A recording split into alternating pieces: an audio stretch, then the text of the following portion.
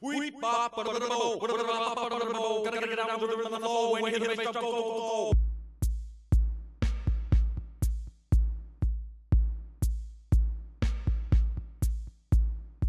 I need to talk about what can happen when driving goes horribly wrong. When you hear the bass drum go. Driving that at the time, you think it's cool. You think it's clever. I certainly found out that it's not. Reckless driving can get you into a mess, and I don't want other people to go down the same road that I did.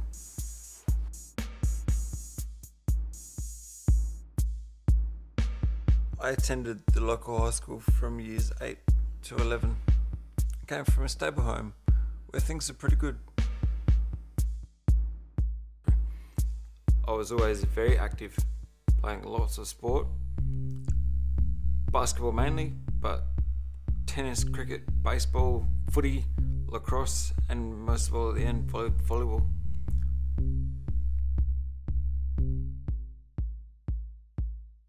When I was only 15 years old, I was invited to play with an adult volleyball SA league team. I was then selected to be part of the under-17 state team. My potential was noticed there, and I was invited to the National Junior Volleyball squad through the Australian Institute of Sport.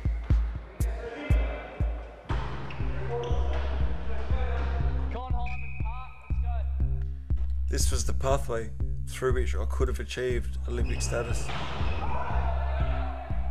I loved playing volleyball and the life that could have continued had I stuck with it. Instead, after I foolishly left school too early, habits that started in high school continued, escalated, and eventually took over from sport.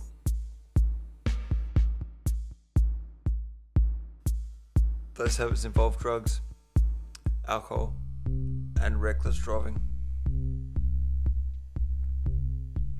There was nothing I wouldn't do.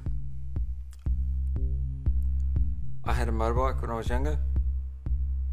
I just always figured that if I came unstuck on a bike, that'd be that.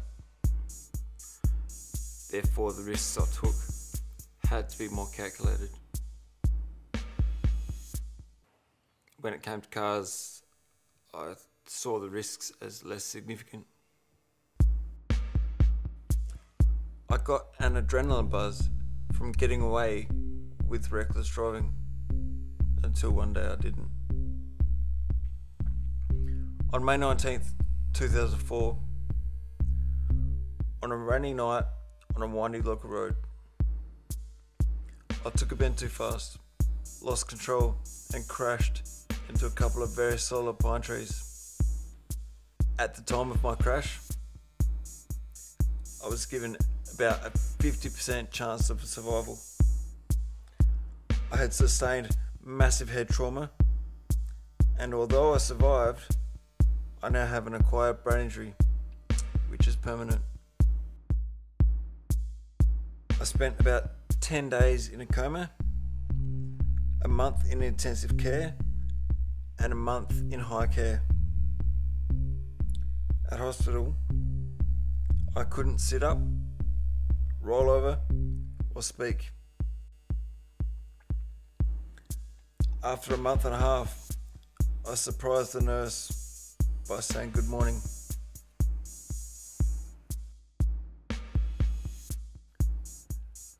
Mum rushed to the hospital. The first thing I said to her was, "Get me out of here." I didn't understand why I couldn't go home. I have massive memory loss from that period of time. And I remember being wheeled through the corridor and past a sign that said something about brain injury. I was shocked and horrified. It was just my arms and legs that wouldn't work. My brain was fine. So I felt a little cheated, a little misunderstood.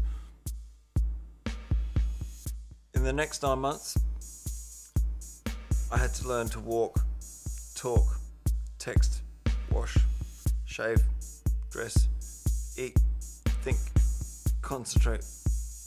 All stuff that I, as we all do, took for granted before. It took me about 2 years, grueling hell, until I could live somewhat like I am today. And I went through an awful lot of pain. Because of my acquired brain injury, I still have trouble walking. I can't talk like I used to. I can't even think about playing sport, which is pretty frustrating for an ex-athlete. I have trouble with my memory. I get so tired that I just can't function. I can't be fully independent. And I live with my parents, which I hadn't done since I was 17. These are things I now struggle with, and they are for life. Something which is also for life is the general public's misconception about brain injury.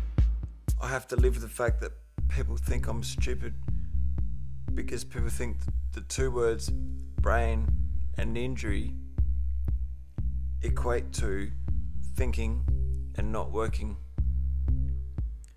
My intelligence has not been affected. The person I used to be was confident, charismatic, always employed, always living in my own place, and supporting myself independently. I had an endless range of choices. The person I'm now has no choice but to rely on other people. I'm grateful to be alive, and I'm passionate about helping, particularly our youth, from making the same mistakes that I have. I volunteer for the Metropolitan Fire Service to tell my story as a crash survivor at high schools. I also volunteer with the Brain Injury Network of SA as a mentor.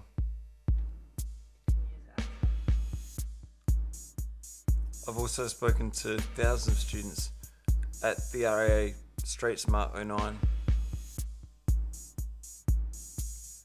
I want to give back because I figure I'm incredibly lucky to be alive